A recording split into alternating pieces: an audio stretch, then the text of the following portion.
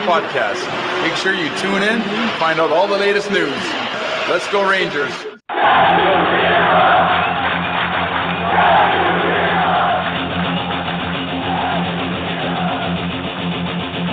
Blue Shirt Underground, motherfucker!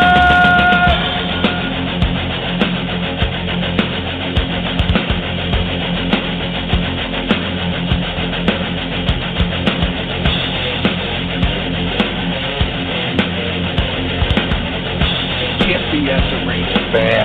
Can't be as a Ranger fan.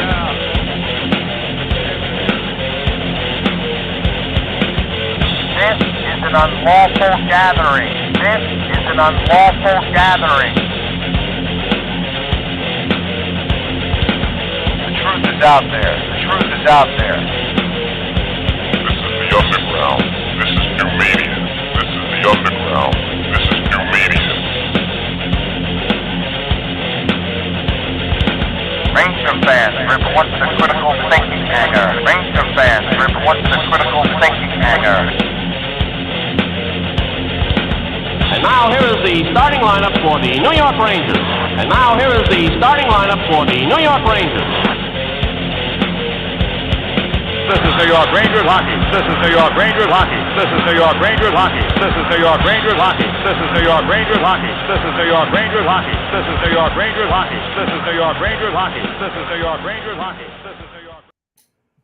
Good evening, everybody. Welcome to the Blue Shirt Underground Show. Today is Wednesday. It is August the 9th.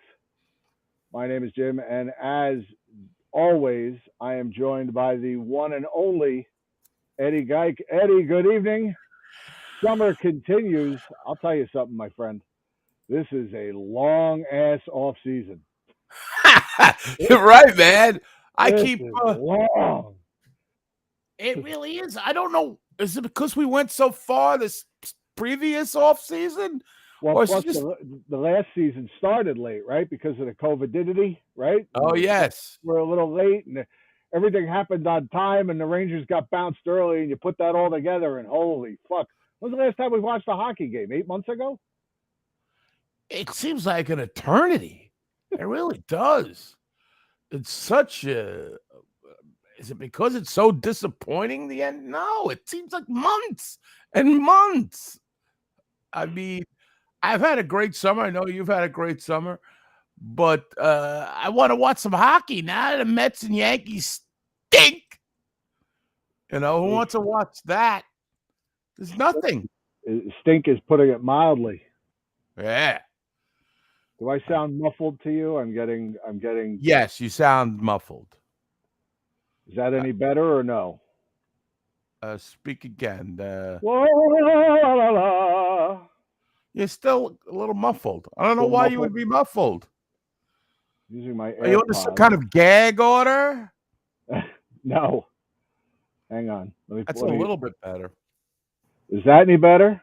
Yes, much better. All right. It's weird because I'm using my AirPods instead of my other headphones because they died on me the last time we did a show, so I was worried about them dying on me. Last time I used my AirPods and they were fine, but You're clearer now. You're clearer now, but you're still a little too bassy for my liking. But hey, it sounds good. It's not like an atrocity. Can't even do it. Anyway. Yeah. And there's like when I pull up my audio settings in the switchboard, there's like 3 settings for AirPods. So I just changed to a different set of I don't know. It just changed from one AirPod setting to another. So hopefully you can hear me. I've been lucky with this show. I listen to it through my regular speakers, and I get no feedback from the mic to the speaker, which is it's not that far away from my speakers. So that's good for me. It's good for me. Good for you. Good for everybody. And even at the gym, I don't, people have those, what are they, earpods, right? AirPods. Well, that's the Apple ones. Yeah, is it air or ear pods? Well, there's AirPods. That's the Apple. And then there's earbuds. Those are everybody else. Earbuds. Right. Oh, yeah. I've been asking a lot of questions. I don't know all the answers, but I'm not afraid to ask questions ever. So But There are no stupid questions. Only stupid people. well, you got. I mean, you got 3 younger girls in your life, a younger, well, younger. I almost said wife, but basically your wife, your common law wife, whatever you got over there. My broad. You're broad. You're kind of hip to the culture. You know what I'm saying? Right. Me and my wife, she works with the middle school kids and all that stuff. So I get some of that there. There's a lot of questions I have about everything. The music, what's going on in the music, that Billy Eilish, the Eilish, whatever. Oh, Eilish. All right. Billy Eilish. Yeah, and she's probably like yesterday's news by now. By the time I find out about it, it's already gone. So, what the hell are we talking about? Oh, yeah. So it's been, you could see I've had a lot of time on my hands without the Rangers to talk about. Right. And there's nothing to talk about. I mean, we're doing this show basically to reach out and touch with our beautiful fan base. Right. I mean, I guess there are some things you could talk about. We can't do, but I think now I heard some rumor the great Sean McCabe is going to join us. Yes, he'll be here shortly. The author of this book right here. I got it right here. Ranger Killers, the top 100 villains in New York Rangers history. See, I got it too. As members of the media, we were given advance copies. Oh, advance copies. Right. So. So the last we left. We're gonna talk to Sean in a few minutes. He's finally gonna come see us here. Oh, that's good. Listen. Some people like to take their time. Sean Stein is here from Steiner Sports. Nick DeCristo is here. Nick ran into the girls at Metallica the other night. I got a picture. Oh, Nick was there with his Rangers jersey tied around his waist. Even at Metallica, he was representing. He's representing. Yep. Nice. Yeah. I have not finished this wonderful tome. I got stuck in a Stephen King fucking whirlwind. There he is. There he is. There she is. There she is. The Metallicats. Right. Yeah. And Nick is he's I also spent some time with Matt Morello. We went to a wrestling event. Oh, nice. This Big John Studd. Big John Studd versus Andre the Giant. Paul Orndorff. Yeah, the Big John Studd, you had to slam him. I think it was $1 million you got. If you could body slam him. That's a long time ago, man. I actually saw that at the Nassau Coliseum. Big John Studd versus Andre the Giant. Yeah. One of those slam if you could slam him. Right. Anyway, I got to hang out with Matt Morello. I would say if they're now, certainly Chris Johnert and several other people here are documentarians of this show, but I would say Matt is pretty up there in remembering pretty much everything that's happened, which is good for me because I've forgotten 3/4 of the shit. What else we got? All right, so I think that the Rangers. Oh, what was I talking about? I was talking about just the summer. I got hooked into the Stephen King Dark Tower series. Oh yeah, 7 books. They're like this big. Wow. And I actually finished it, and it was great. I recommend. But then they came out with this movie, 2017. Right. Absolute garbage. They just took a shit on his whole fucking 7 books. Well, I mean, most of the movies made from his books do not live up to the books. Yes, that's true. I mean, first of all, how could you cover 7 books in a 2-hour movie? Right. But do you think, we'll get to the hockey in a second. I get more questions. Do you think he signs off on it? Say, yeah, we'll give you $300,000 for the movie rights. He's just like, yeah, whatever. Or does he want to have a say on what kind of crap? Now, this is sending me into another rant. I can tell you number one thing that gets me about the movie. I'm coming right back, but I can Okay. hear you. Okay. Go ahead. I'm gonna wait till he comes back because I want to see his reaction. Oh, okay. Oh.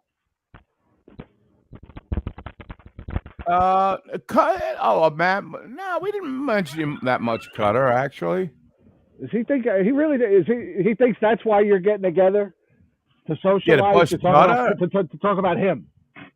No, Cutter. We didn't talk about you. All right. Okay. So Hold your thought one more minute.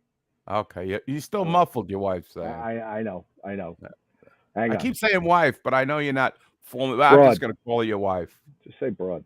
Broad. All right.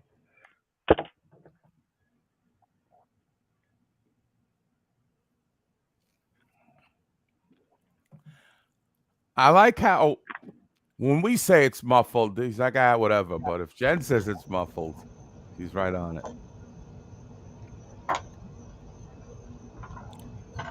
He aims to please. Good man. Now you sound already clearer. What are you using, the AB switch from your cable box?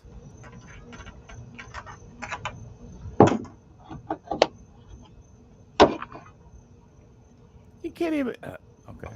I was gonna say Comac motoring has been mentioned. I'm reading the chat here.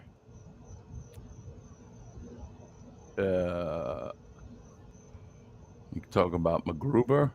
Oh, I guess it. Heard Metallica put on a great show as usual. They always put on a good show.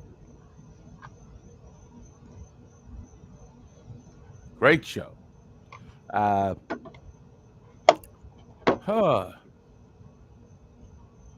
just be a second. You sound good now. Do I? Yeah, you do. You sound great. Okay. Fantastic.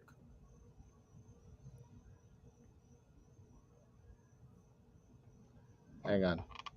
I'm trying to get this other headset to connect. Because you can't hear me? All right. It sounds good now. Well, let's see. What can we talk about? Oh, yeah. Newark. Not impressed with that town.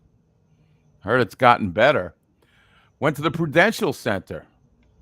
Once again, I've been there for a preseason hockey game. I had never been there for a real.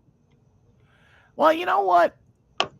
Newark is kind of, I guess, cleaned up to some degree, but yeah. Paul Rubens. I've seen more RIP about this guy than like ex-presidents. He was beloved. I miss the Paul Rubens window. You're a little bit younger than me.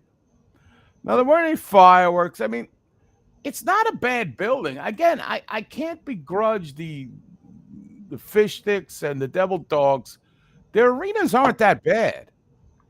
And as a matter of fact, I kind of wish the Rangers. I mean, Madison Square Garden is just so extra.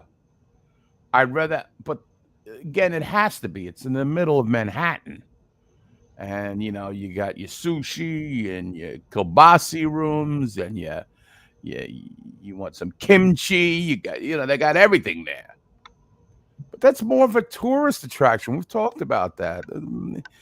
A lot of people from out of town get tickets, And for Christ's sake, can we move the Wolf Pack back here on Long Island or somewhere we all could go to and meet?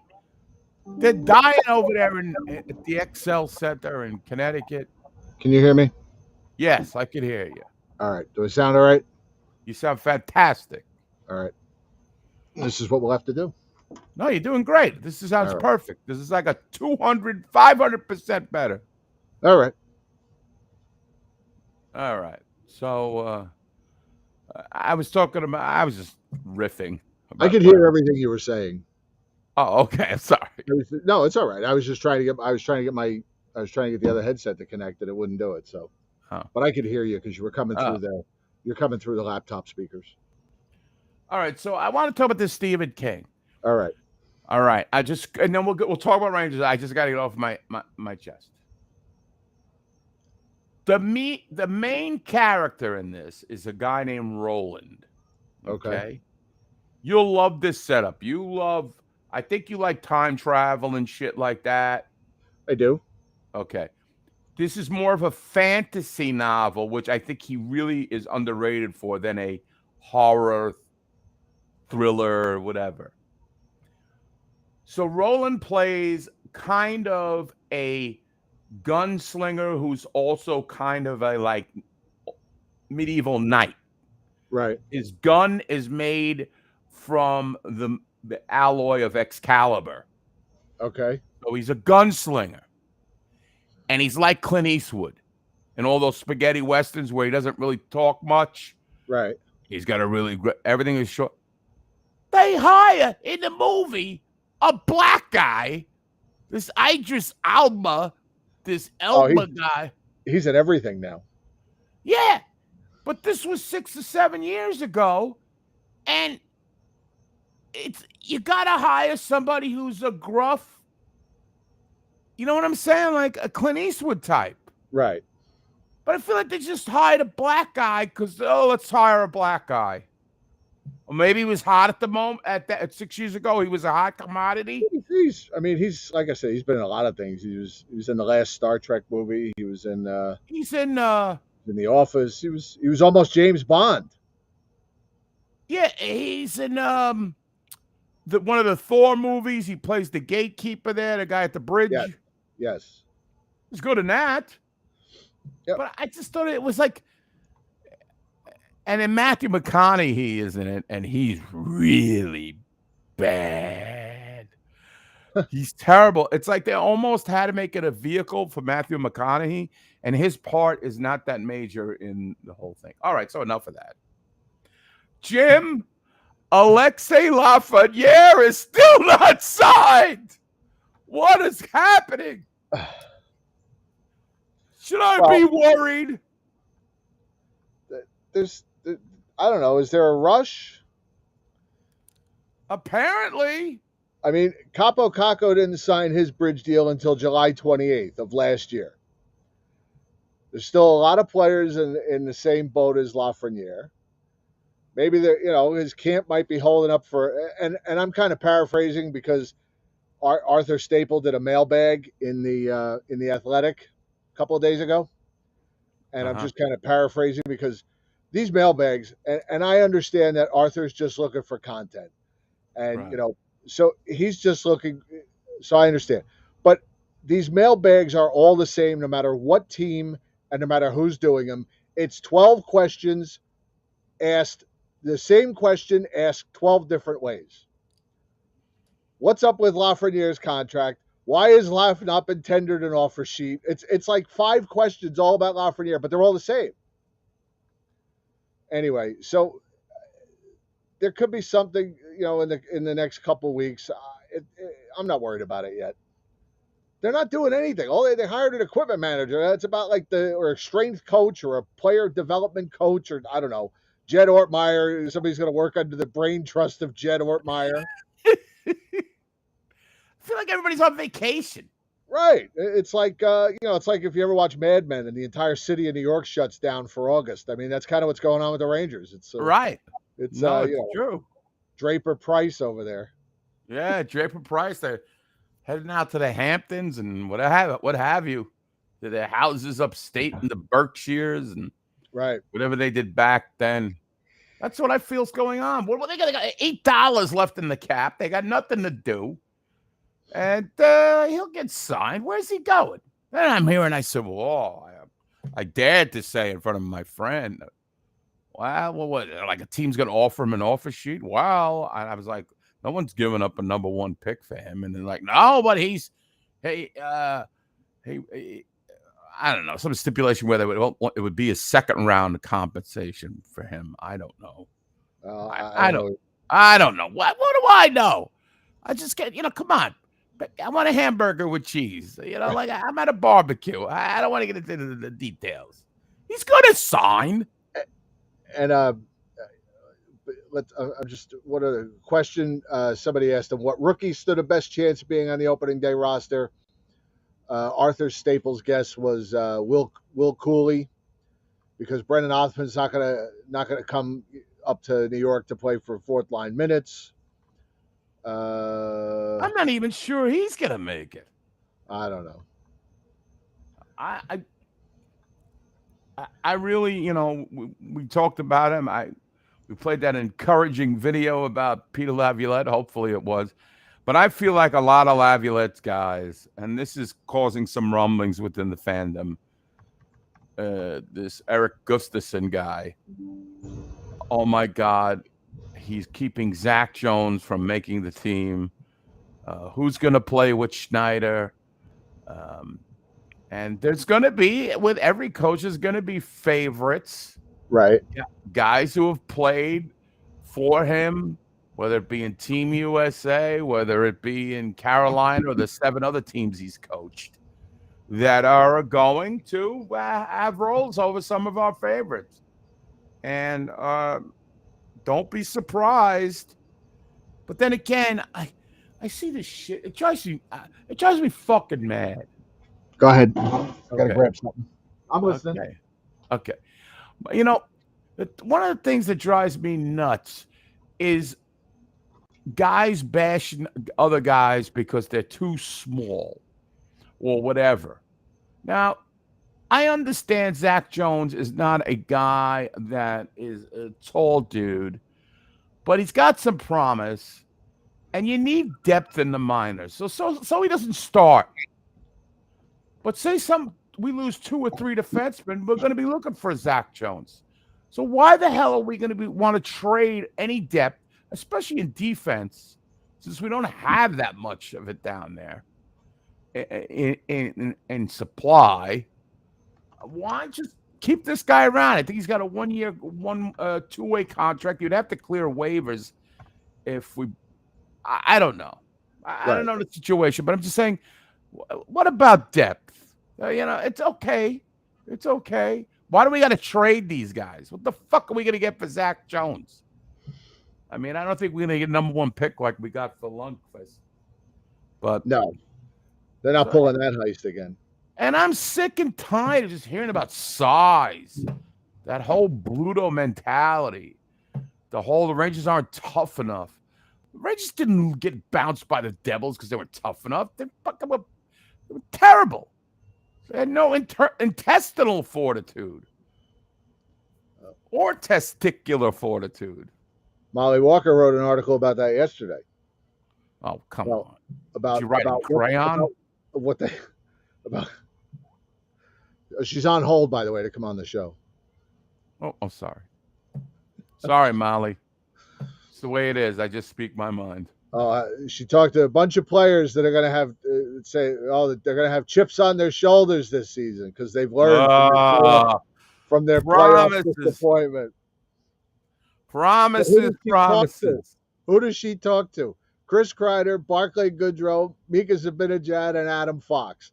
The 4 guys who were the biggest wet farts in that Game 7. That's right. 4 of the guys who pulled the best Houdini acts in that Game 7. Yeah. I don't want to hear it. Stop. Talk is cheap. That's right. Don't talk the talk, walk the walk, motherfuckers. Right. Sorry, I've been hurt. I've been hearing that this is almost equal to I always wanted to play for the Rangers shit. Right. And they come here and they fucking suck. Right. We heard all these things 1,000,000 times. Sean's not here yet, but you want to talk to Costa? He's been waiting since before we came on, and he's driving. So I Oh yeah, sure. Let's talk to him. I have to. Hey, what's up, guys? He's on patrol. What? Are you in Greece? On patrol? Yeah, I'm on the car. We're going to Massapequa. Oh, I thought you were in Greece. Now, why are you going to Massapequa? What's going on down there? Nothing. And like I said, I'm gonna be. I think it was the 24th of September. I'm gonna be in Greece, and it's the country. Get your mind out of the fucking gutter. Wow. Nice. 24. You're finally going back to the homeland. Yeah, it's been what, like 40 Now, years. aren't there some Greek forest fires going on over there now or something? There was. I don't know if they're still going on, but there was, and they were kind of close to my parents' really? house. I'll put it that way. Are you going there with rock to put the fires out? Your parents still have a house in Greece? Ooh, Yes, sir. They got the money. cheddar. No, because they bought a plot of land and they built a house. Ah. Nice. Costa was mentioned when I was hanging out with Matt Morello, though. Matt said he lived in Comac, and Costa said, "Wow, that's where the money is. That's where the cheddar is." Yeah, Comac's a little upper, right next to that motor inn. yeah, that old guy. So what are you gonna? Oh, go ahead, John.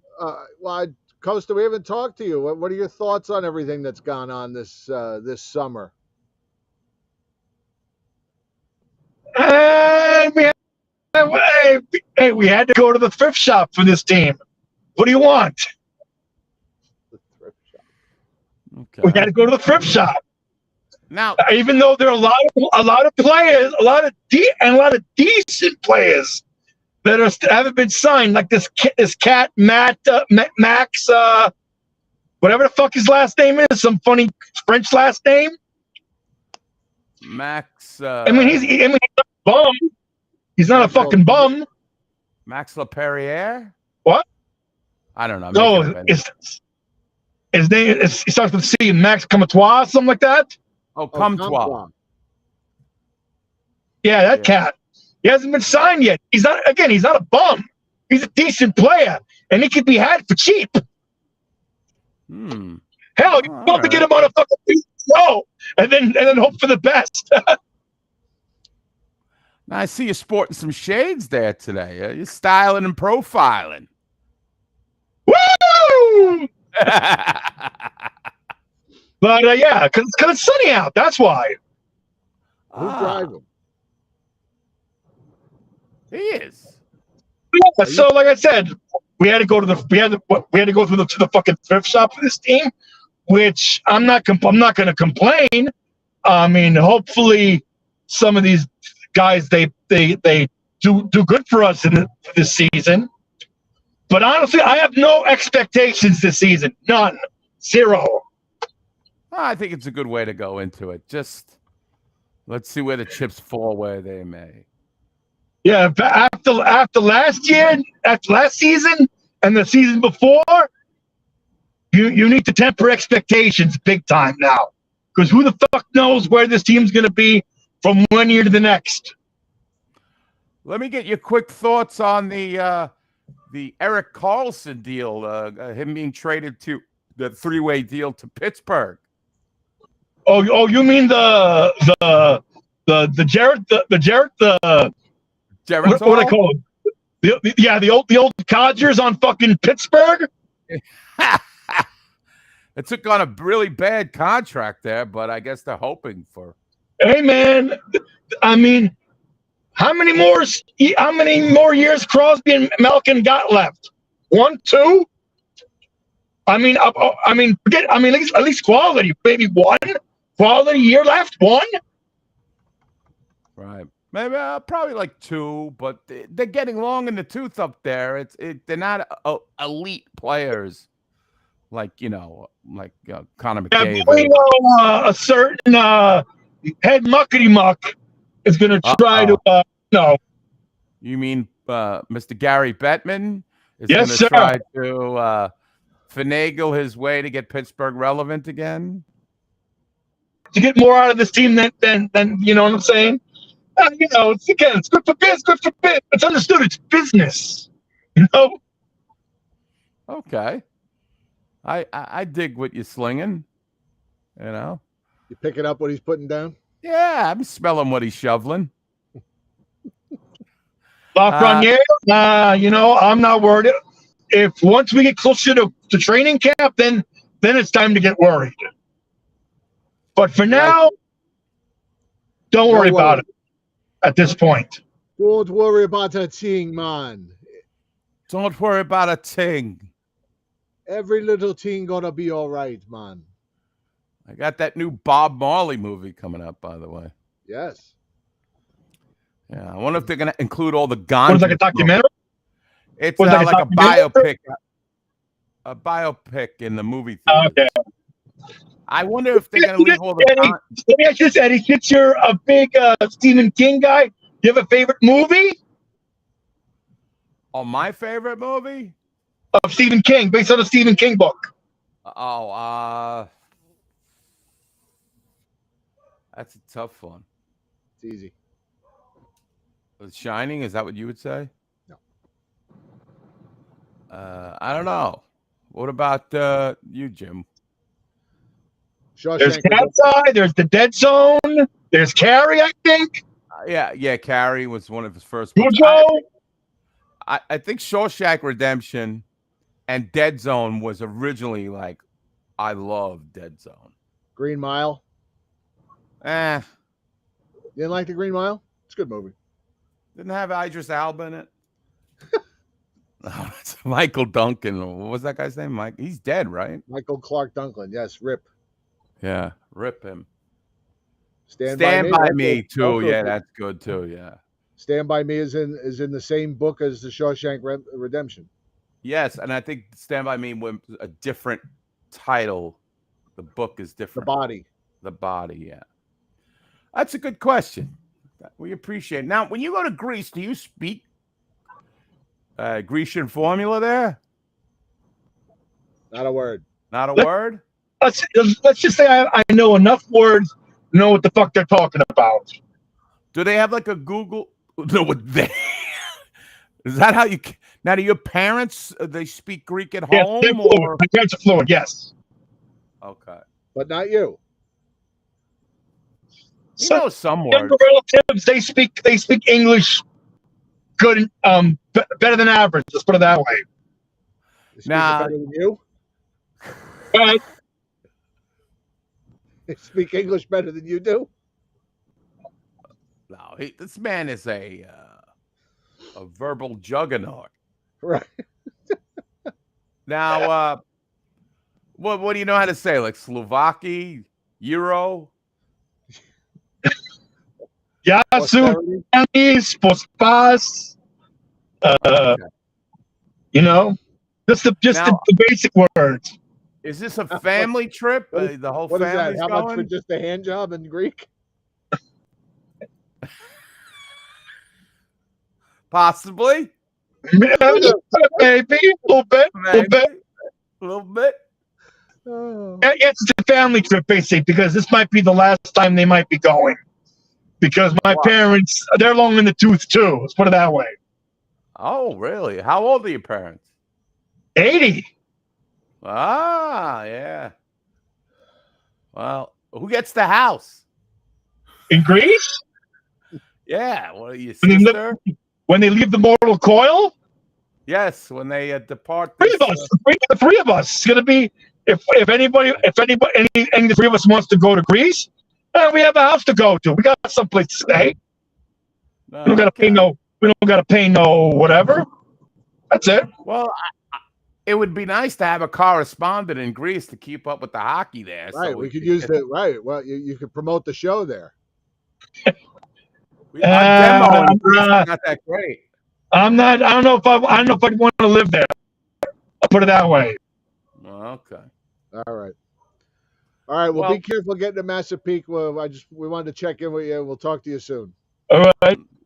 Until next time. Bye. Good night, sir. Bye. Bye. There you go. I'd subscribe to a channel of just him driving. I find it hard. I guess he has the camera situated, but I don't know if I could actually talk like that and drive. Yeah, I couldn't even tell he was driving at first. I thought he would because he was very casual, Yeah. and I just can't imagine him being. I mean, he's more excitable at home than he is behind the wheel of a car, which I find very strange. Hey, he's even more excitable in the back seat of my car. He's flipping out because of my wife's fucking early deafness. So he says, "Don't worry about Lafreniere. I don't worry about that. Who cares? I'm not worried. Where's he gonna go? Who wants that?" Okay. Enough with that. So, is Sean ready yet, or He's not here yet. okay? He's a busy man. I thought of him the other day because in New York. Oh, it's Eddie Pettit, former New York Yankee great, clutch performer. Yeah, recently hired actually. That advisory role is paying me well. Oh, really? You were recently hired? Andy Pettit? Yeah, Still Andy. spending all your money on light bulbs, I see. Yeah. Geez. But no, yeah, Andy Pettit got hired as an advisor to Aaron Boone, which is basically a no-show job as far as I'm concerned. See if I can see Kana a little better here. Oh, damn! I unplugged it. I'm good, but no, I mean it's still light out, so I'm holding off for now. Okay. You're on a tight budget over there. Brown out. Really? Why don't you get some candles or something? Let's hear it for Con Edison, little girl. Nah, Dominion down here. Dominion. There we go. So what are your hot takes? What are your takes here in the summer? I mean, not much different. We got the bargain bin, and I like the Blake Wheeler signing. That's about it. Laviolette, I'm warming up to him, considering he had his press conference and is hiring his own assistants, and we'll go from there. I mean, I have low expectations for this season, but I'm just happy because the two games that they're coming down to DC for are both Saturday games, which means it's very clear that the hockey gods like it when I give Capital fans the finger. Okay, well, I have to say that what the hell did I have to say? I forgot. It was something about Laviolette. Oh yeah, we'll have him roasted on the spit, ready to be fucking skewered by Thanksgiving. We'll be disappointed. Who's this clown? What is going on? Fire this rumpled idiot. And this retread. Right. It'll be all there. I mean, as long as you can understand what he's saying, and he doesn't sound like he's on ecstasy in his press conferences the way that Elmer Fudd was, I'd say he'd be fine. Yes, I think he's going to be okay. I think he's going to coach the team, which the other guy didn't really coach. Right. But I agree with Jim. I don't want to hear these. And right now, the media is basically, they don't have a coaster. They don't have a Connor to entertain the folks. Right. So they're asking the stupidest questions and really, or giving their takes on things that is so obvious. Why would anybody even read it? You really have to be desperate to read what they're putting out there right now. Right. Yeah. I mean, remember the sports page used to be a big thing, Connor? Were you too young for that? Yeah. Oh, yeah. But no, I'm not. I used to read the New York Post every day in high school. And back in those days, it was actually good reporting, not Molly Walker reporting that Mika Zibanejad has started using smelling salts as a good luck charm. Yeah. I noticed that. Remember that guy, Obernauer? Remember him from? Yes. Was he the Times guy? Or Daily one News. of those? Daily News, and he replaced John Delapina. He's doing something else now. He's covering like the Eskimo League. I mean, the Rangers had him completely banished from journalism. I think he's writing high school kids. about high school I hockey. think he's a ring announcer. Right. WBA or something. I don't know. Yeah, I don't know. he's covering the Phoenix Mercury. Yeah, I don't know what's going on. But I saw his name come. I said, "Oh, I remember that dude from broadcasts years ago." Right. I mean, it's funny. You guys were talking about Arthur Staple earlier in the show, and the sad thing is Arthur Staple is better than most of the people who cover the Rangers at this point. I mean, he's not bad. He's not bad. He kind but- of got thrown into it because Carpinello retired. I mean, it's also a low bar, so there's that.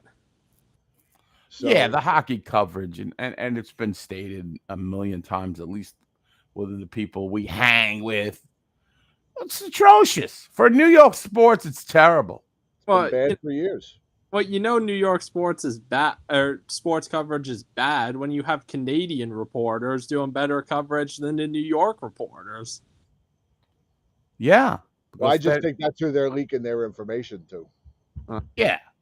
Like Glenn Sather is probably leaking his stuff and those guys to I'm sure he's leaking, all right. yeah, Well- he's leaking from his Depends. Well, it wouldn't surprise me if wild turkey is cheaper in Canada, and that's why Glenn Sather leaks to the Canadian press. Could be. Could be. You know. I mean, how many longtime guys do you think Larry Brooks knows in the Rangers organization? I don't think any.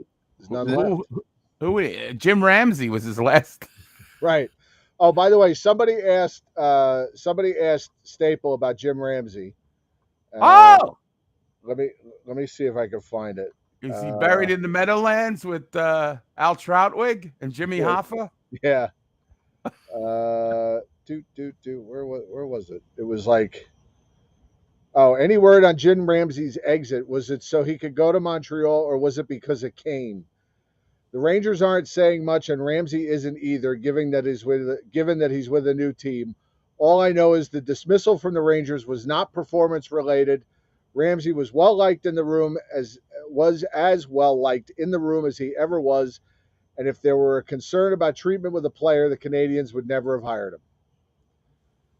A mutual parting of the ways, I guess, is just the story they're going to stick to. Yeah, I've been in New York, 30 years? Let's go to Montreal, honey. Right. The only head trainer to ever get a standing ovation on opening night. Right. Offley is saying that James Dolan is a whiny little. Belend actually blocked me on Twitter. Yeah, know- well, come on. I'll give you that. I found that hard to believe. James Dolan is a very even keel man With a thick skin. with a thick skin. Yeah. We all know, All as you can read behind me. James Dolan, please leave. There you All right, Connor, we're going to let you go because we're going to bring Sean in. All right, perfect. One right. one final point. I'm not worried about Lafreniere. We're gonna get him back because there's no other suitors. Well, if you're not worried, I'm not worried. All right, we'll talk to you soon.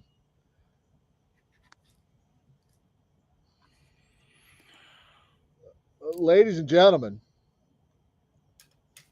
a moment we thought would never happen.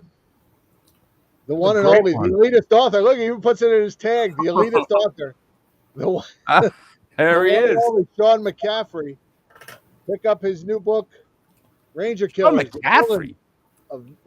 Yes, that's his real name. What'd you think it was, McCaff? Yeah. It says it right on the book, McCaffrey.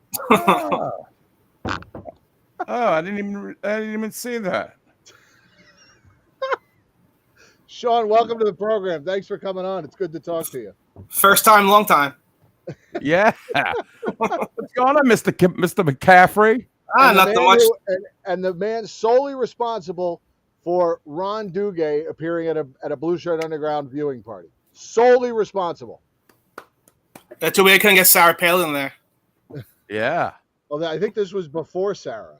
Yeah, it was. It was BS. Because Ron was hitting on just about every woman in where were we? Slattery's that night. Yes. Maybe a few men too. Yeah, I think so. I think Chris John had followed him into the bathroom to see if his penis was big.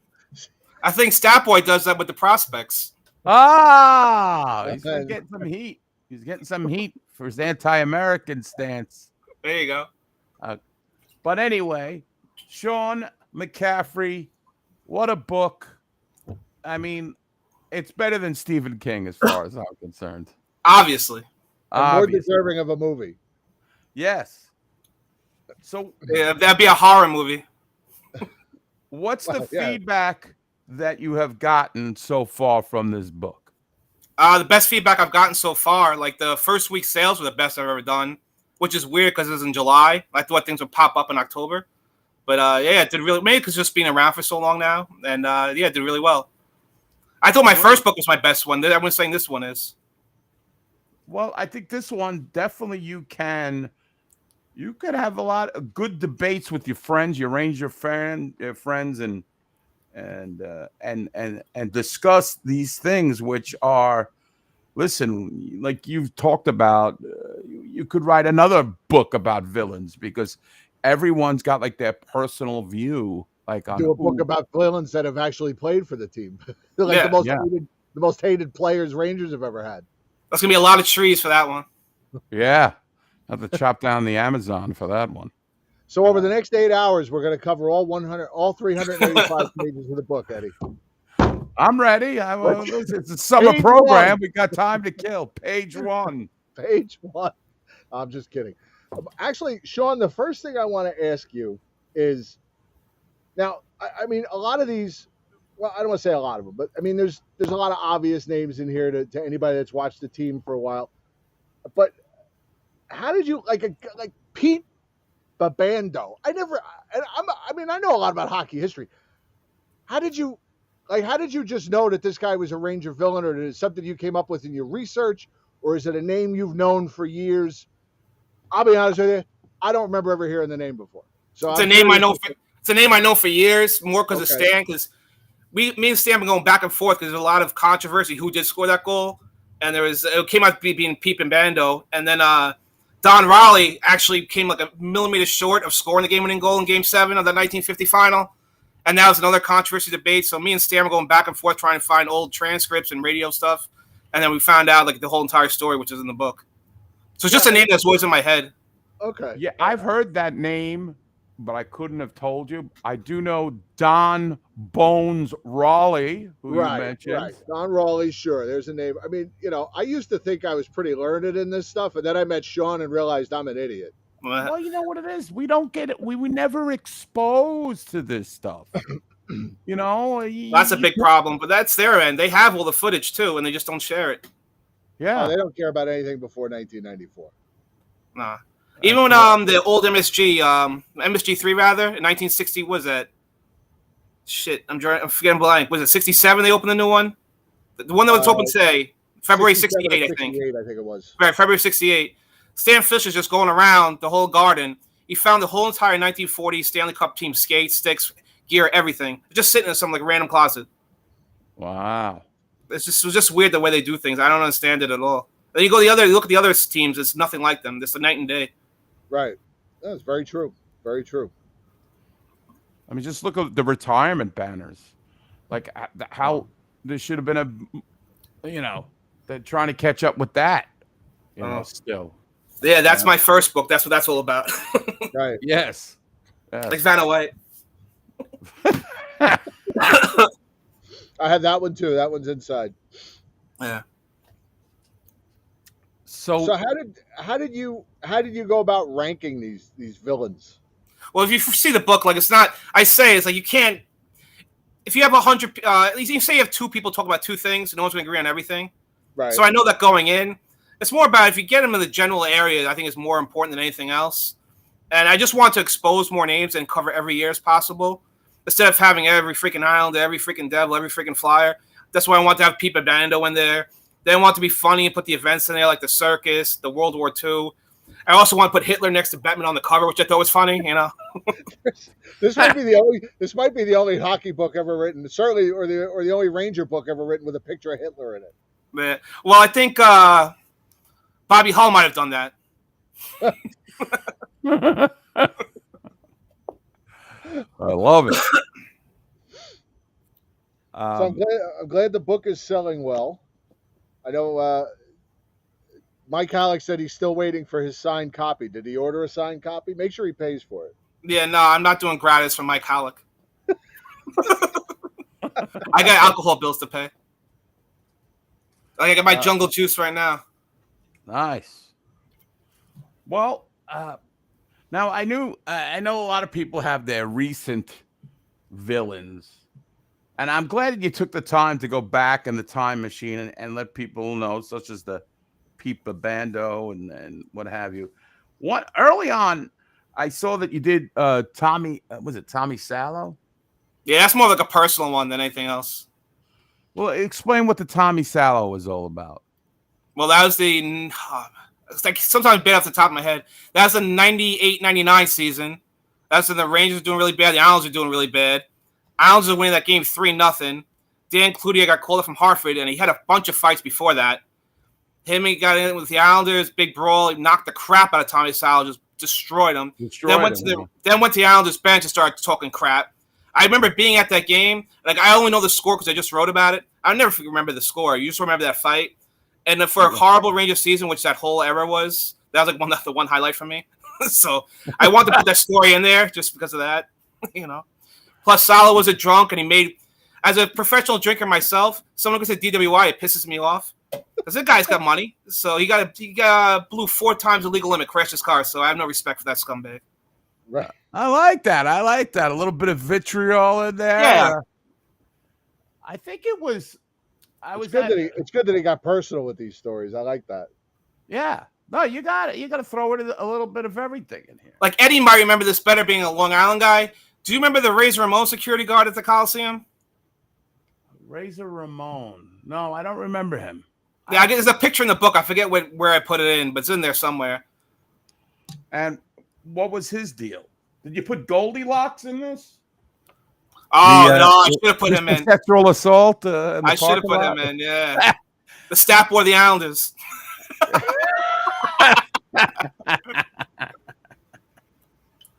What was with the Razor Ramon? It was just a story about the Ranger Islander fights. He was like a doppelganger. Yeah, there he is. There he is. Oh, yeah. I see it. You don't remember seeing it? He was at every single Ranger Islander game. And he's always at the WWF shows there, too, at the time. Well, I had just harkened back to me seeing Andre the Giant versus Big John Studd at the Coliseum. That's how, when he had that bounty to be slammed there, the $10,000 challenge? Yeah. But no, I don't remember that guy. By the way, he was at everyone. Eddie, I was too busy battling with the Islander fans. My favorite page of this book. In 2020, the Blue Shirt Underground, the best and most popular Ranger-themed podcast around, their listenership in a 64 bracket tournament entitled Rangers Misery voted the loss to the Lightning as the worst playoff loss to ever take place. We are in print, baby. Yes. Thank you for that, Sean. Thank you. No problem. Of course. I always felt we had a good synergy here, you know? Absolutely. Oh, yeah. Definitely. What do you was there any it's amazing how much humor and I don't know what the other word you could look for, out of pain. Oh yeah. Yeah, we've all got kind of an edge. I think we embrace being just hapless at times better than most franchises. Well, the book was like very therapeutic because like even going to this season, I just don't give a shit. I'm like Molly Walker, I don't give a shit. Right. But it's like it's 82 games of nothing. You can't judge this team until the playoffs, so it's just a long exercise. And whatever they do now, plus it all matters when you get to the deadline too. Like, who cares what they do from now? You'll hear the same old shit. Thanksgiving tentpole, New Year's, all stuff. Whatever they do, the deadline is what's going to matter. And whatever they do, the playoffs is how they ultimately will be judged. And I just feel like the season is just going to be long and drawn out. I just can't wait for it to get here. I just want to see hockey. I mean, what the hell else am I going to watch? I'm also like turned off. Like, you guys are like me, blue collar guys. Like, do you see the prices for tickets this season? They went up, right? And dude, it's like opening night against the fucking Coyotes. It's $250 to sit in the blue seats. Get the hell out of here. Yeah. I'm not. I didn't actually look at the actual ticket prices, but there's a group that I'm in where people can sell their tickets if they have extra. And I know somebody was selling their tickets for a couple of games, and they said it was face value, and the tickets were upstairs, and it was. I know it was way more than I paid for whatever pair of tickets I bought either last year or the season before. The lower bowl is starting like at 400, 450 right now. I'd rather go to at this point. I never thought in my life I'd say this. I'd rather go to Philly. I'd rather go. I'm going this year. Maybe I'll see you out there. Maybe. Because we'll take it over because it's going to be a shitty season for them again, you know? Right. Yeah, they're going to be I think I paid $120 and I sat 10 rows off the glass at Philly last season. In Philly? Yeah. It's StubHub, the last second. Right. I think when we went there, it wasn't last season. It was the season before. It was towards the end of the season when Georgiev shut him out. And I think we paid like maybe $40 a ticket. We took the girls. I think it wasn't much. It was, and that's a nice arena. It's better than what they deserve. That's for sure. I know that the answer ultimately is they can get that price, but who the hell? It's the Coyotes. Okay. Well, that's why they did. That's why the Arizona's playing opening night. Because any other season, that's the lowest ticket of the schedule, the cheapest price. Right. So by opening them up with them, they can boost the thing up, Right. That's true. That's a good point. I didn't even a couple of years ago, they opened up against the Islanders, which I never understood, and I guess they learned a lesson. And then you're going to spend all that for what? To celebrate the beginning of the season of what? Basically, it's like hurry up and wait for the what are they going to, like you said, what are they going to do with the deadline? Where are they going to fill the holes? Who are they going to trade to fill the holes? And then you got last year I thought Drury did a good job at the deadline, and they still shit the bed. I mean, I think the players failed them at the end. That's all. Yeah, I don't think you blame Drury. I don't think you blame Gallant. It's the players. It's up to them. You shot 3 lifeless performances. It was like watching Terry Schiavo on ice. Oh God, there's a reference. Too soon. Like 25 years ago. No one knows what the hell I'm talking about. I do. I call it a reference. And how do you have Coaster on talk about Massive Peak when you don't bring up the Gilgo Killer? Yeah, my band was going to do a live show from there, but it's all blocked off with security tape now. It was hard for me to talk about anything. I was so focused on him driving. I was just laid back Costa with the sunglasses on, looking like Don Draper driving down the Pacific Coast Highway. Where's the Costa? The emotional volcano. I've never seen him so calm. Even he's checked out on this season, which tells you something. Everyone's checked out. I don't see anyone was really like. I was gonna say I don't see anyone enthusiastic at all for this season.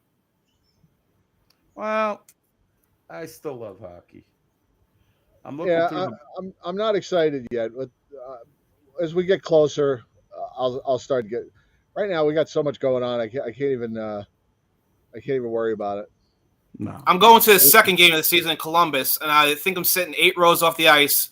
It was like $95. In Columbus? That's not bad. In Columbus, yeah, in Columbus. Yeah. Oh, that's Matt Zenobia country.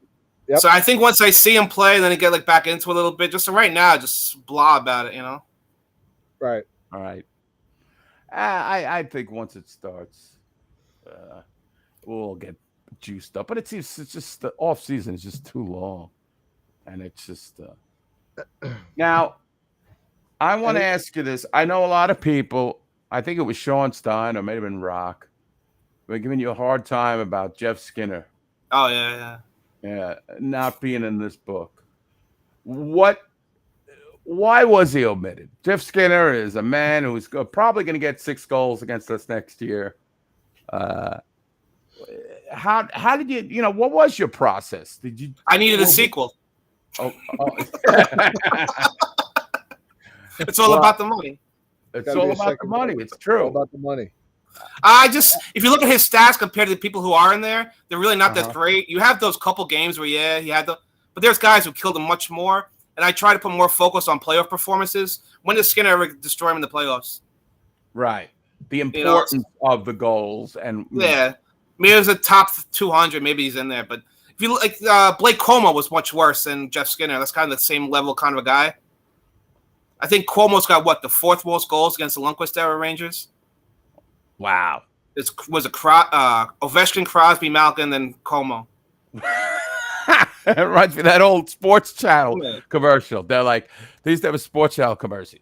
Tune to the Sports Channel. You could see Gretzky, Lemieux, Burke.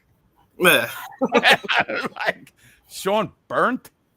Please give me a break. Mount Rushmore in anyone's book. Yes. So yeah, I remember Blake Como. Did you think about putting Emil Francis in the book? No. Because a lot of Ranger fans would, and especially guys that are a little bit older than I am, they fucking hate him. I mean, the fact if you that lived in that era, if you lived in that era, right, with the Brad Park and with the Jean Rattel, just, I mean, it broke. Those were the 2 cornerstones, other than Gilbert. They were favorites, fan favorites, traded for villains. But if you look at him historically, he's much more better. He did set up that rebuild by trading all those guys that went to the '79 final. Right. And John Ferguson was much worse. Oh, he was terrible. And I wish no one ever asked Francis about this because he was fired by then. What would have he done in the 1977 draft?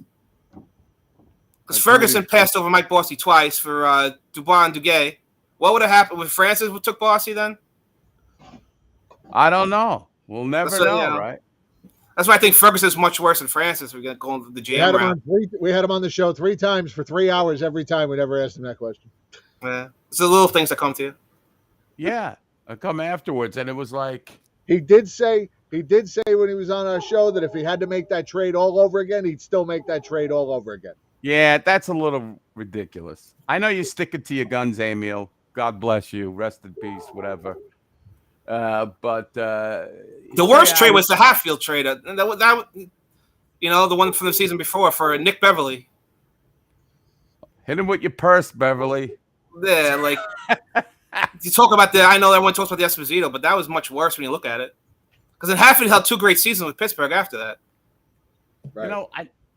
That's something that I did not know, because I know I had just started following the Rangers then, and I remember Nick Beverly was my favorite Ranger. I don't know why. I have no idea. He was my first favorite Ranger, but I don't know what it was. But I didn't know that he was traded for Hatfield, and Hatfield what did Hatfield do with? What do you go to Minnesota? Pittsburgh. Yeah. How did he do in Pittsburgh? What was his 2 amazing seasons? Don't know off the top of my head, but like near 90 points a hunt seasons. Wow. Yeah. And then he faltered after that, but they were done by then anyway. Yes. Are there any teams in here that got, other than I think definitely the Broad Street Bullies I saw? There's Nick Beverly. There he is. To Eddie. Best wishes. Nick Beverly. Best wishes. Wow. To Eddie, thanks for standing by me when nobody else would. Nick Beverly. This is a true story. Do you know what Hatfield's agent said when he heard about the trade? Don't know. Who? Who? Who? Who you want to say? Who? Wow. That's funny. Well, I wonder what the problem was there too. I mean, Vic Hatfield scored 50 goals for the Rangers. No, it's the money and laughing in the penalty box. Oh, really? Explain that to us, because you're an elitist author, and Eddie, do you have this card? I do not have this card. Okay. I wouldn't, because the corners are dog-eared there, and it's not a perfect 10. Oh. No, I'm only kidding. I don't have that card, but that's kind of a weird-looking card. It's in its bike spokes. Yeah. You can hear me driving around the neighborhood going. That sounds like Costa. Yeah, really. Maybe. Now, if we get Costa doing a GoPro on a bike, that's television. Wow. See, you should be doing Taxi Cab Confessions. That show on HBO. Yeah. Driving through Hunts Point. call girls taking them home. Yeah. All right, we veered off topic. So let's talk about maybe perhaps like the Broad Street Bullies. Of course, were. Yeah. You know what I hated about the Broad Street Bullies is the Flyers announcers were so biased. Talk about a team, an announcing team that had a what's it, persecution complex. They felt like they were getting totally hosed by the referees, by their reputation at every turn. That the Flyers were innocent, they were angels. And meanwhile, you have Dave Schultz, doing a gonzo bench clearing brawl, going into the stands, going into the opposing benches. And they're like, they're picking on the poor Flyers. And, whoever the referee was at the time, can't think of his name. And they'd be like, once again, the Flyers are going to wind up with the extra 5, the extra 10. Did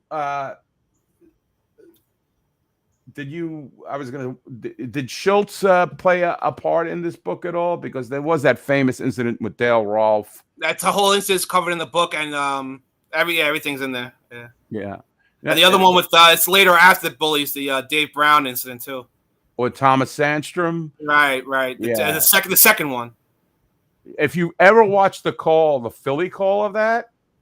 Oh, it's night and day. Oh, it's unbelievable. John Davison wants him locked up. Yeah, he's like, he should be in jail. He should be out of the league. He should be. I'm sick of this guy, he says on the thing. And then you got Gene Hart and was the other guy. He's talking like Sam Rosen talk about the Hurricanes. That's how much in love they were. Yeah.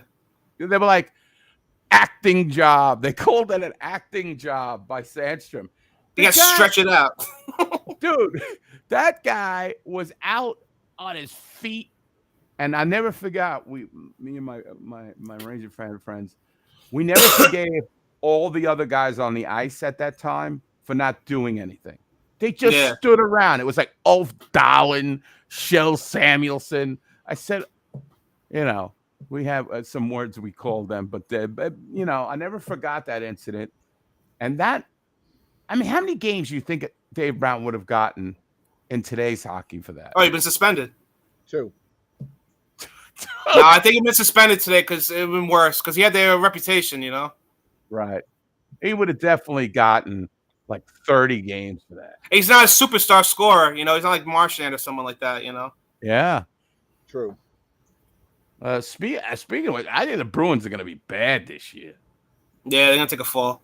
They're going to take a real big fall. And the fact that they shot their proverbial load last year in the regular season, I think their points totals are going to come way down. For as much as we feel like shit, what do you think their fans feel like? Losing that Game 7 to Florida. This should have been – but then the thing that helps them is they had that cup from 2011, so it's not as bad. Right. But just to blow – say they had our history and they lose that, that should have been their year. Yeah. And you think Linus Ullmark's going to put up those kind of numbers again? No. No. It's not going to happen. And the rest of the division got better too. Like Ottawa's on the rise, Detroit's on the rise. Right. Even though Florida lost a lot. Yeah, they lost the Duke. Your favorite player, the Duke. They lost Mark Stahl. Oh, wow. What's he thinking? He fucking leaves the Panthers. You go to the Stanley Cup final to sign with the Flyers? I think he to just go play for Torts again. Yeah. He's got Stockholm syndrome or something. Go back to Torts. Yeah. He wants to end his career. It makes no sense. You're trying to win a cup. I understand if he had a ring on his finger. Why would he go there? I don't know. Probably just to play. I don't know. He logged pretty good minutes in Florida. He was playing like. So I'm saying Florida wouldn't keep him for a cheap contract. I don't understand. I haven't seen nothing reported about it. Why there? Oh, we'll have to ask Russ Cohen. He's on that Flyer beat. That's gonna be a tough beat. That is a tough beat.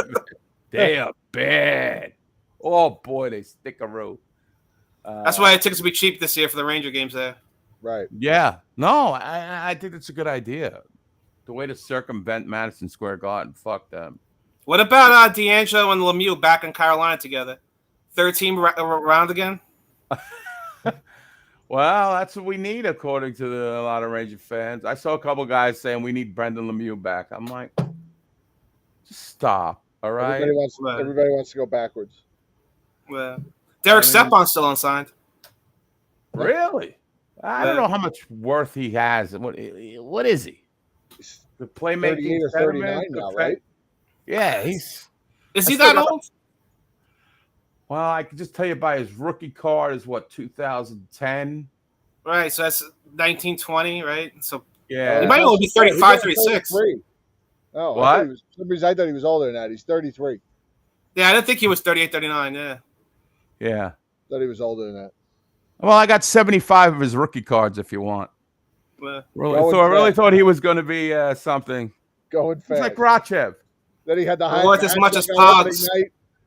He got the hat trick on opening night, and he's got all those cards fanned out. Who wants him? Who wants him? Yeah. What up? He's got the first music game playing against from Buffalo. Cliffhanger. And then I fell off the cliff. I still got all my Dan Cloutier rookie cards. Dan Cloutier, the fighting goalie. He was a great fighter, as mentioned in the Tommy Salo bit. Oh, yeah. So you really have no expectations for the Rangers this year, or none at all. I wouldn't be shocked if they miss the playoffs. Come on, they're making the playoffs. They're making. They don't make the playoffs. I wouldn't be surprised. I'm not saying it's going to happen. I'm just saying I wouldn't be surprised. Carolina and Jersey going to be 1-2. I'd never count out Pittsburgh, so I think the Rangers are playing for the wild card. And that whole Atlantic division got better. Maybe Boston drops out, like we're talking about. Toronto's not dropping out. Tampa Bay still's got their core. You know, I just have no faith in them. Well, I don't blame you. No, nobody has faith. Nah. How could you have faith in this team? Sean's one of the most rah-rah guys out there. I'm done. Firing Gallant was a mistake. Watch. Lateral light won't last you 2 seasons. All right. There you heard it. We got him on tape. 2 seasons here anymore. That's true. What's the longest one? Torts, right? Or even Torts was, I guess, 4 years. Well, AV was 4 years, right? No, AV had 5, right? 4 or 5, I think. 14, 15, 16, 17, 18. Yeah, 5. And Quinn was 3 years. I don't like when they fire coaches for no reason. I think the last coach I like getting fired was Trottier, and that was it. Well, I think the players got this coach fired for sure. Yeah, how many coaches didn't get fired? You know, this is the third one now. Yeah, well, you got to start, with the next 2 years it'll be 4. Yeah. Well, and ticket prices will still go up.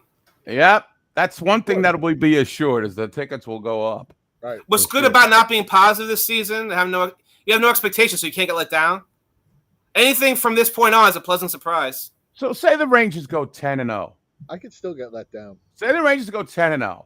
Don't care. You know your expectations are going to go up. Don't care. Show me the playoffs. They go 82-0. I don't care. All right. You show up 3 lifeless games again in the playoffs, and the 82-0 means nothing. Exos Patriots. He's not wrong.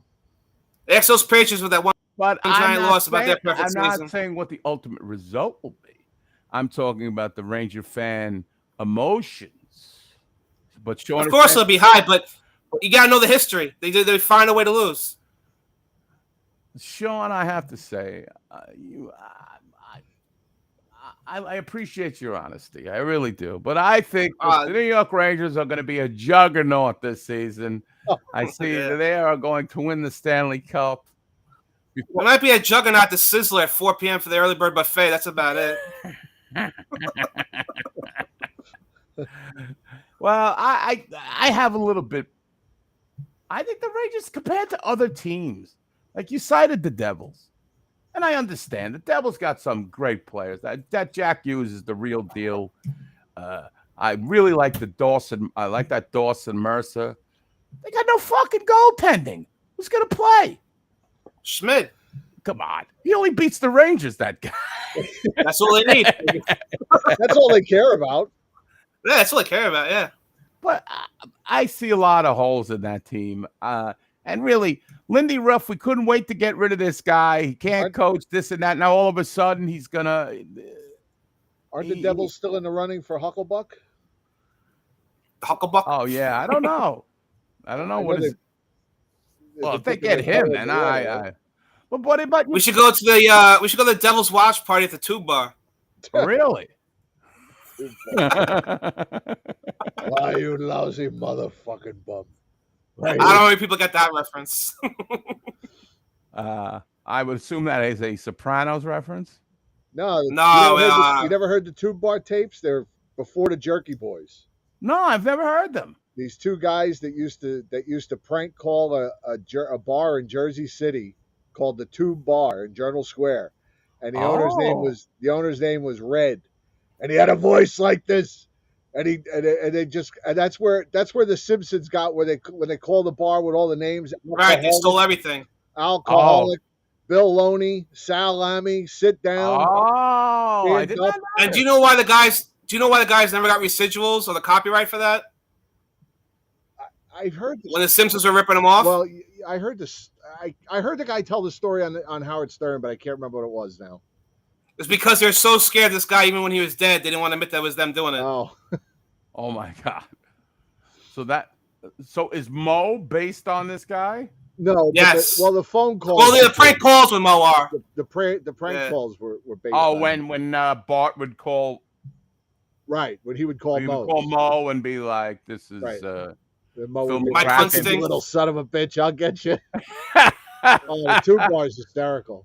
Why don't you come down here? I'll cut 2 C's into your left cheek. I have to tell you, I did not know that, and I guess it's more of a Jersey thing, maybe. I don't know. It's just. I mean, I think me and Jim just know all this stupid shit. You fuck your own mother for a nickel, you son of a bitch. Yeah. It's just so funny. Is he get on the phone and be like, "I happen to know who you are, so I know your friends. They ratted you out, so I know who you are." And the guy be like, "All right, come on, I'll fight you. I'll get my friend to fight." You can find him on YouTube. You got to watch him one day. Yeah. What do I just Google, like RedTube or Just no, not RedTube. Don't Google RedTube. The Tube Bar. Tube Bar. Tuba Bar. Yes. It's the bar. The bartender's name is Red. I can't remember his last name. Deutsch. Yeah, he's an old boxer. Right. Oh, that's why. He might have boxed with Tex Rickard back in the day. Yeah. Wow. How many people know who Tex Rickard is? Not the NYR PR staff. Yes, I know. I know Dingbat Molly don't know who he is either. You think Dingbat Molly is what really gets your goat about oh, here we go, the Tube Bar. This is not RedTube though. No. Alcoholic. What? Alcoholic. Don't nobody by that name. Okay, thank you. All right. These guys were before the Jerky Boys. Hello? Hello? Yes. This is Tuba? Yeah. Yeah, I wonder if you can help me out. I'm looking for Phil Myers, M-I-Z-A. Myers? Oh my ass. Kill my ass. Myers, yeah. Kill my ass. Kill my ass. This is when he gets mad at him. When he... Nobody by that name. He's not there? No. Okay, thank you. Okay, thank you. Hello? Hello? Is this the Tuba in Jersey City? Yeah. Yeah, I'd like to know if you could tell me if there's an I'll kill you there. Who? I'll kill you? I'll kill you. I'll kill you. Yeah, kill you. Right. What's his name? I'll kill you. How do you spell it? I'll be able to announce it already. Oh, okay. K-I-L-L-E-U.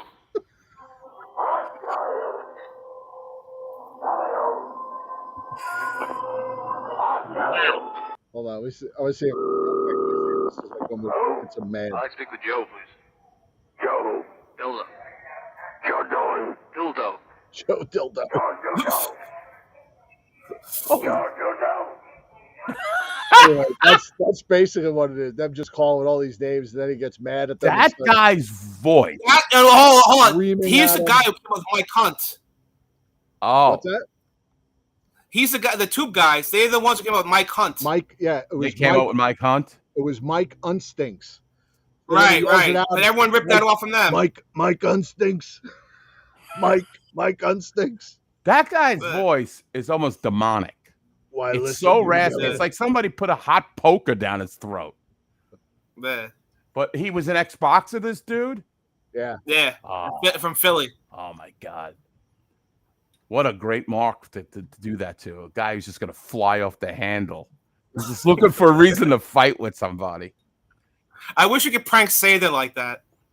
When we used to do pranks, we would do them from like sections of Long Island that we knew that were a bunch of like low-life hotheads that would fight at the I'm outside your house right now. Fight me. I'll be right there. Let me get my clothes on. You could do that to the Paulie show, whatever his I can't remember his last name. I don't know. McCaffrey? The Fuguzi guy. What's his name? Paulie D? Yeah, you can do the prank calls on him. He'd sell for it. He's terrible. He doesn't take calls, the asshole. No. I only know the clips from your guys' show. I don't watch that shit, you know. Yeah, you're He told Eddie once, I don't care what other people have to say. I don't want to talk to people. That's what we told him. Well, I got what, 2 viewers based on what you show all the time. Right. You know? Yes. Yeah. He's just terrible. Terrible. Well, Sean, I wish you all the best in the book. I wish you $1 million. Wish you $1 million. I'm glad it's doing well. Get it on Amazon. Well, I guess that's where you get your books now. There's Barnes and Noble, B. Dalton's, Walden Books, Borders. They're all gone. Like I had a publisher interested, a real one, and the cut was like made no sense. It's so much cheaper to go through Amazon and do it yourself. Really? It's they want like 60% up front, you know, because they do all the work, but you can make 75% on your own. It makes no sense going through it. The publishing is dead, you know, like all those bookstores. Right. How long did it take you to put the book together? This one was my fastest. It took 3 months start to finish. Wow. So I was just in such a mood after that. I'm such a mood after that loss to the Devils. I was so mad. I needed something with therapy. Right. So that was the book. It's very and I just had some. The link's in the chat for anybody that wants to order it. $24.99 in paperback, $34.99 hardcover, $9.99 for your Kindle if you're like me and you're like. That's the only bad thing about Amazon. They raised all their prices this year for printing and everything. So I usually try to go 20, 25, but they did increase everything's up though. You know. It's a lot of book for $25 though. Yeah, especially look at especially look at the other stuff that's out there, you know. Right. Well, Sean, enjoy the rest of your summer. Yeah, man. And don't be a stranger around these parts, man. We love. You like to make a limited appearances. It means more. And we appreciate it does. His value goes up. Your support, and you're always plugging the show and your blog, and we do appreciate it. Yes, we do. I told Jim this is I don't want to say guilty pleasure because that means it's something bad, but it's like the one Ranger thing that I can enjoy without having to commenting on it or, you know, dissect it or anything like that. I just like to enjoy and drink my beer and watch it, you know? Well, I have to say now, and I'm not going to say this against some of the other contributors on the chat, but I got to really thank you for 1 million laughs I've had at the comments that you've written. I mean, between you and Mario and a couple other people, literally, you're either thinking what's in my head or you're supplying me with something that should be in my head. And I love to just repeat it. Or sometimes you just catch me laughing.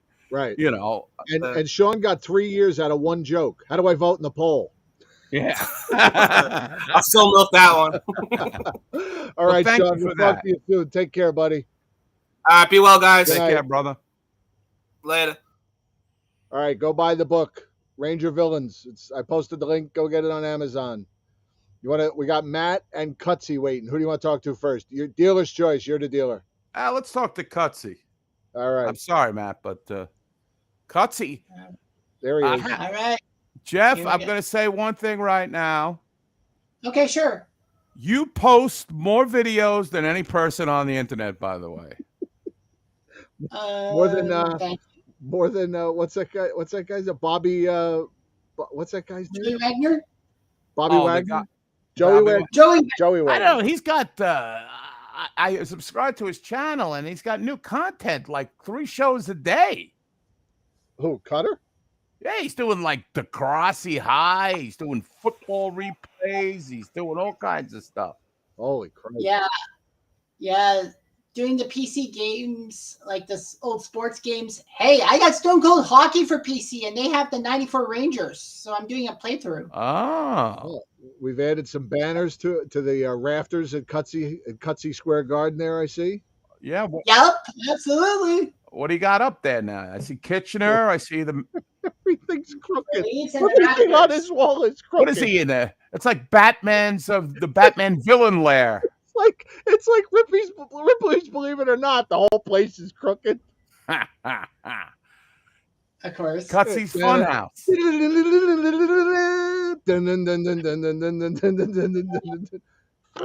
feel like I really It's want Cutsy's to Funhouse. do this intro. Well, you know. I really wanted to do a musical intro. you have a Billy Joel banner up yet? No. Oh, all right. But anyway, I was gonna sing an intro, but do you want to Yeah. hear it or no? Christina, you want to hear a Cutsy's sung intro? Okay, here we Says go. yeah. We are young, heartache to heartache. The Ranger fans stand, no promises, no demands. Loving the Rangers is a battlefield. Wow, very good. Little Pat Bennett. I get that vibe from the group. It's like it's just a battlefield, and I don't care. I don't care what. My wife wants to see you do the dance from the video. That's that soon one. No, there's a dance in the video. Love is a battlefield. She goes, "Dun, dun." She shakes her breasts. I can't believe I'm actually trying to. He shakes his breasts. He's banned from the show forever. Come on. I'm not gonna shake my breast. Are you nuts? Dance. Do the dance. I think actually Danny Aiello is in that video, isn't he? He plays the father, I think. No, that's a Madonna video. That's I'm Madonna. I thought a young Idris Elba was in that one. Oh, please don't attack me like that. What? I'm sorry. I'm still not over the Stephen King debacle. Yeah, Stephen King. Do you know what the funny thing is, Eddie? Oh. Okay, never mind. Sing it over this. We don't get the credit.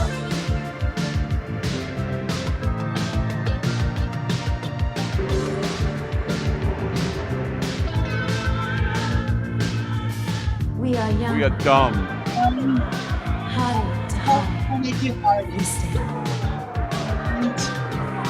No promises. No demands. Love is a battlefield.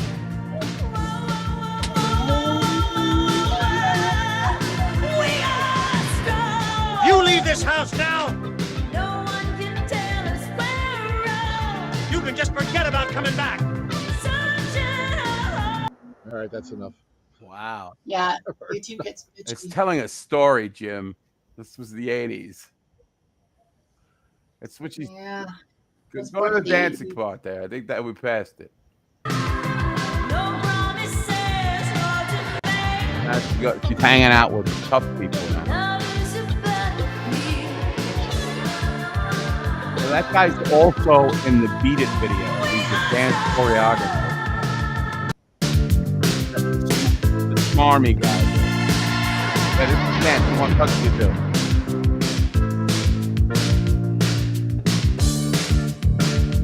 Come on, do the cut. Look, he's doing it.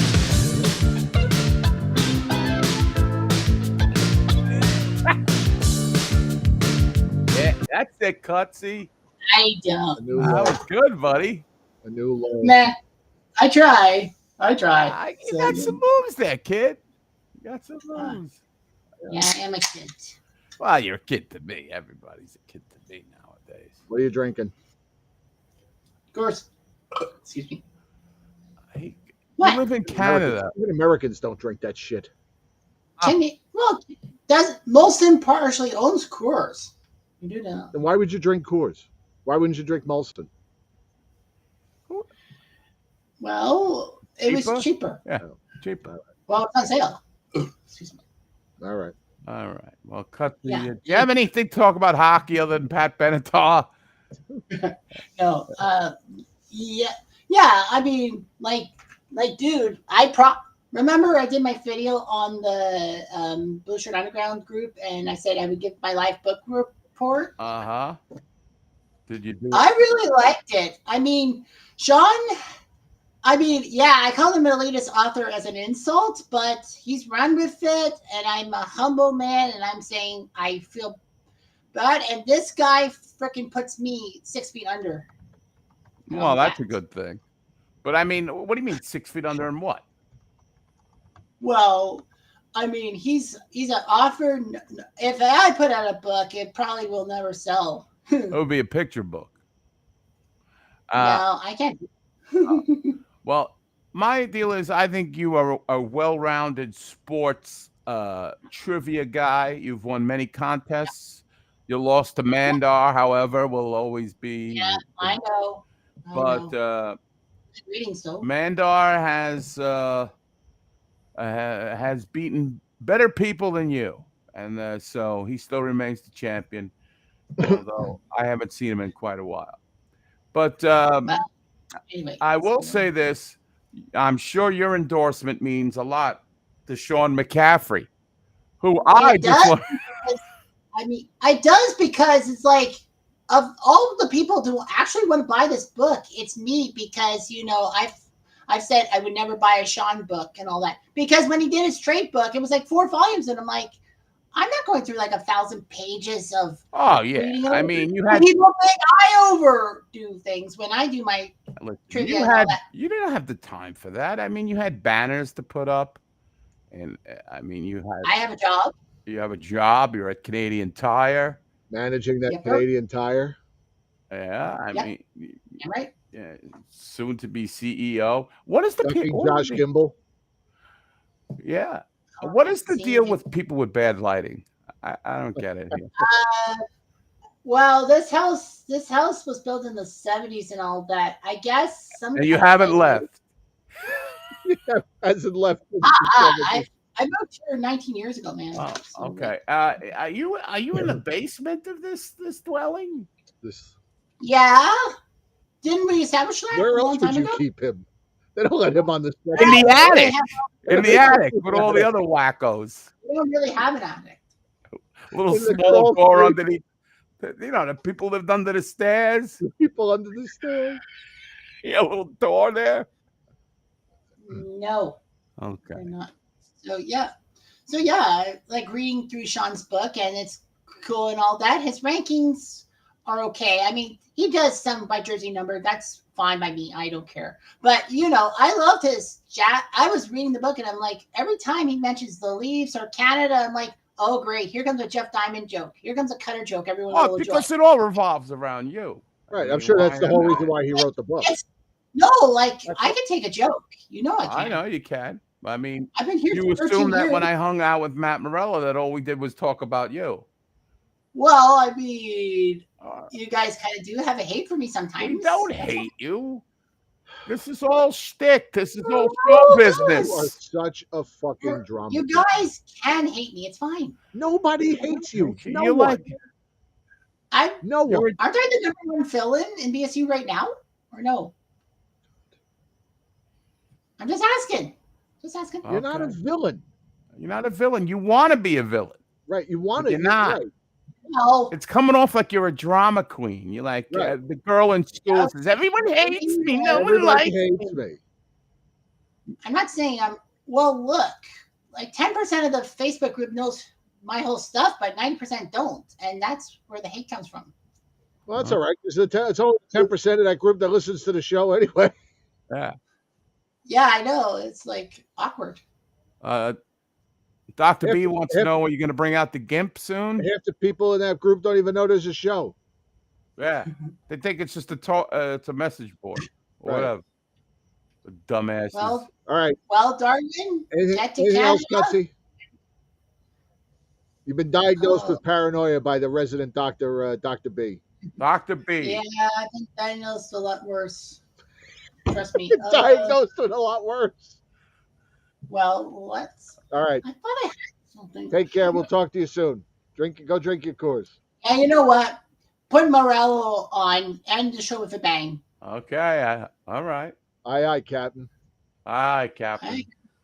Oh, There he is. here's the egomaniac.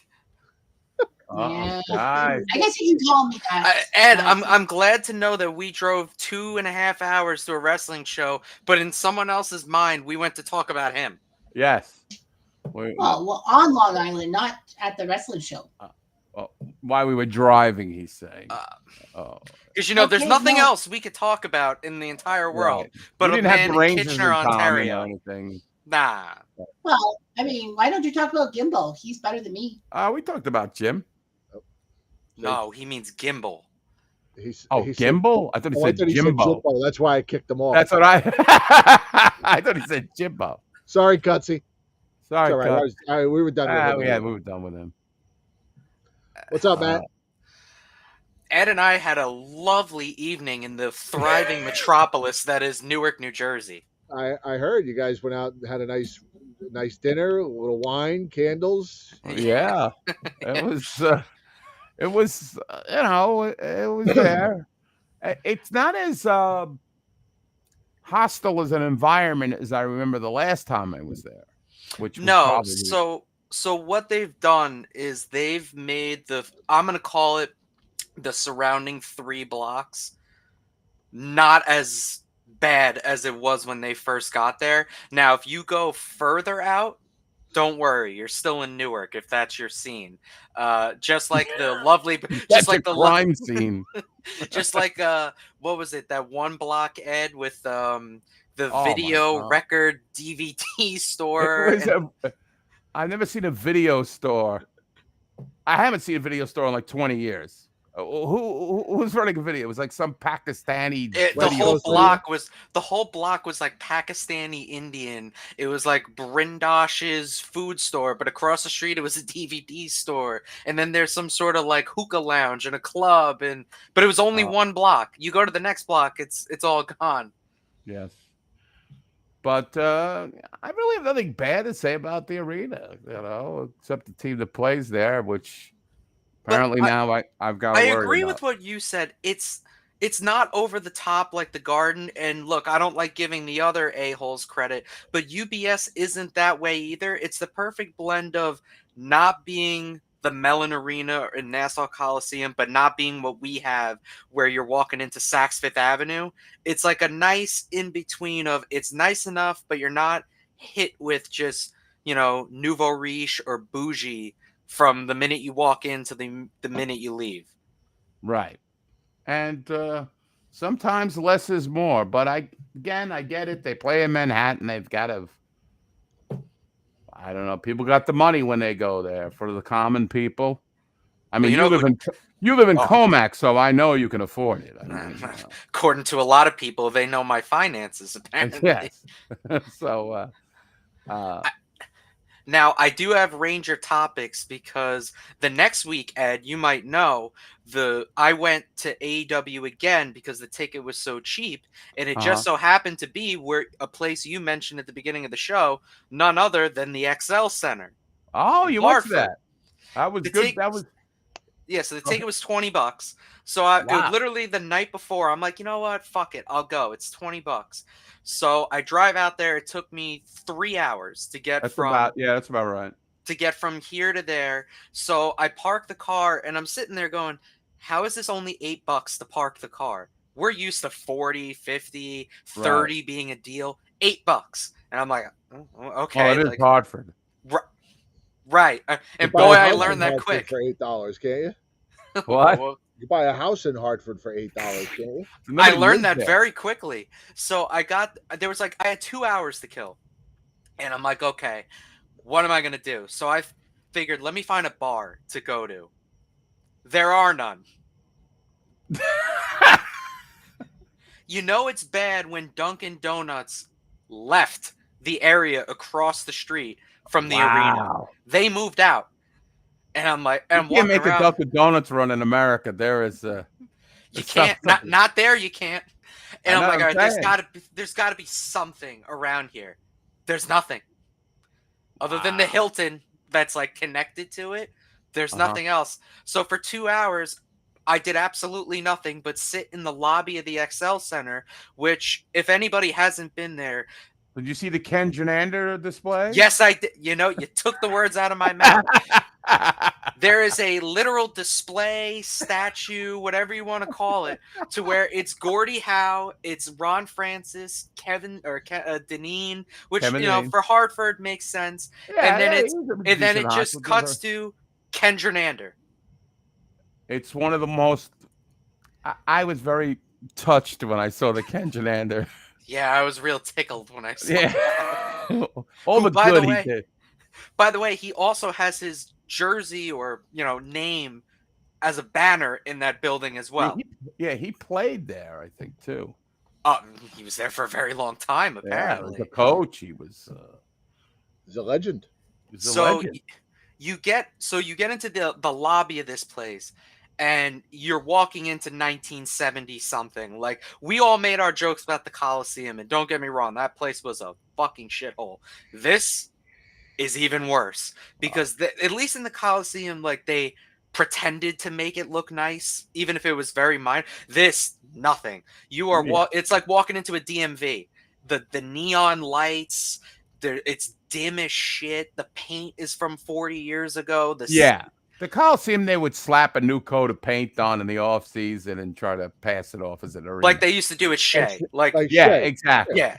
They don't do that there. No, this is the first time I was there was 1992, 91. It hasn't changed. Literally hasn't. And I was asking people that are from the area, I'm like, hey, I'm not from here, but like, have they done? And they go, nope. You're Well, because there's not this town and city of Hartford. It's a ghost town. All the businesses have left, and there's nothing there. So why should they improve anything? So my counterclaim to that is UConn men's and women's basketball are very popular. They've won a bunch of championships. They're very popular in that area, and their bigger games that are too big for their on-campus arena are played there. So you would think, hey, they would sit there and go, hey, we got to make this, somewhat better if we're going to continue playing here. I guess not. I guess they don't care. But I'm walking around this whole place. Now, if you're a cheap person, Costa and other people, you should go right on down to Hartford because you could get a hot dog for about $3. The beer is the beer is less than $10. The fries were like $4. You can get the large souvenir soda and refill it for like $1 or $2. That was a redeeming quality of that building. Everything else, no. And it makes you angry as a fan knowing this is where even the minor league team is for this team, because we're the richest team in the league. We got all the money in the world. And instead of being like the Flyers, who, Jim has said they have a really nice minor league stadium and, it's quote unquote state of the art for whatever that would be. We have this shithole that's 3 hours away from where your fan base would be because they don't want anybody going. Well, yes, I think the arena here is very nice. Yeah. But the team's always good, so that doesn't really matter. No, I'm joking. I'm being sarcastic. The Wolfpack are perennial winners. Right. Yeah, I think it has to do with, I imagine, your player. And especially, we always bust on these foreign players, they're like Kravtsov or whatever. Like, you go to Hartford. I mean, you might as well send them to the salt mines in Siberia. I mean, I get why these Russians or the Europeans lose their mind and say, I'm not going there or I'm not going back there. You walk around and you go, I don't want to be here. And I chose to be here. Nonetheless, no Dunkin' Donuts. No Dunkin' Run. There was no Dunkin'. There's no McDonald's. There's no Starbucks. Like anything you would think little town America might have. Nothing. There was nothing. You're just walking around, and I'm like, all right, I got time to kill. Let me see what's going on. And even when we went to Newark, they had a Chipotle. They had other shit. They got nothing. Nothing. Okay, now what do you think about you said you had some range of topics. I know you're talking about the Excel Center. I mean, everybody's talking about the Lafreniere thing. He doesn't have leverage either. So if he's playing, if he's trying to play a whole, I'm going to wait it out. Okay, wait it out. You really haven't had any great season to really hold your hat on. I would say his best year was what? His second year or Not the Quinn year, or the last Quinn year was his best year out of the 3 or 4, however many years he's been here. It's the same thing as Capo Caco, and I know it's not an original thought to have, but they've been beyond disappointing. You're going to give him a 2-year bridge deal, and you hope he's going to do well. But this is his third coach too, Lafreniere, right? Yeah, now this is his third. He was Quinn, he was Gallant, and him.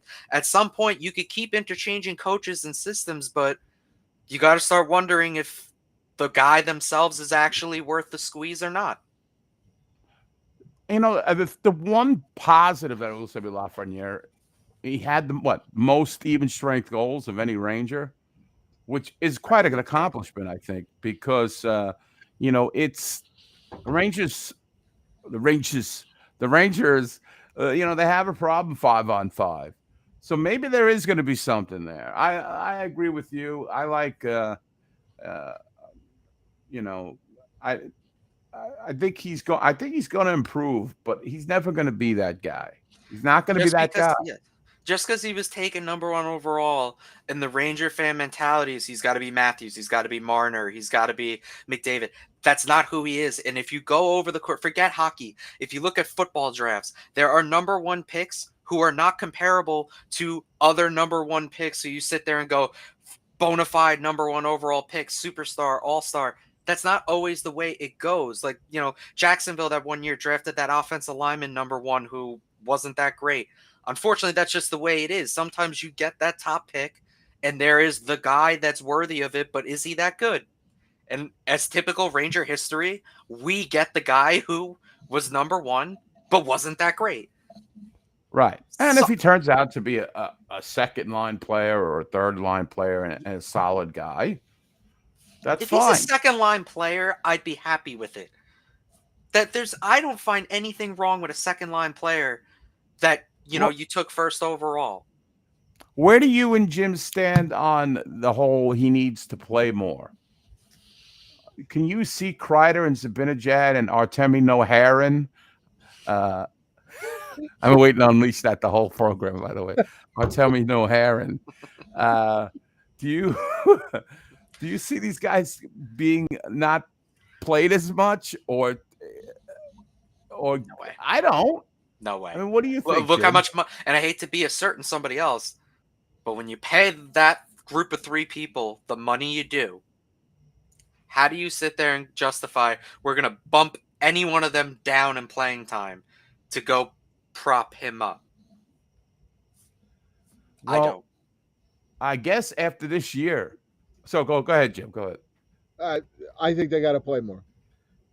You got 3 number 1 draft picks playing on your third line, not playing on a power play. What do we got to lose? I mean, since the regular season doesn't mean, right? There is a possibility they don't make the playoffs, but I think they're going to make the playoffs. I certainly think, why not? Why not play these power play units 1 minute apiece? Are these guys so fragile that they're going to be? That would be fantastic. Sam with Artemi Panarin's hair. I need to get Joe working on that Photoshop. So yeah, so as I say, the only guy on that power play that deserves to maybe be there for the full 2, I would say, is Fox, because defenseman moves the puck around, he has the shot. That's fine. Anybody else, I agree with you, Ed. One team should get 1 minute, and then the other team gets a second minute.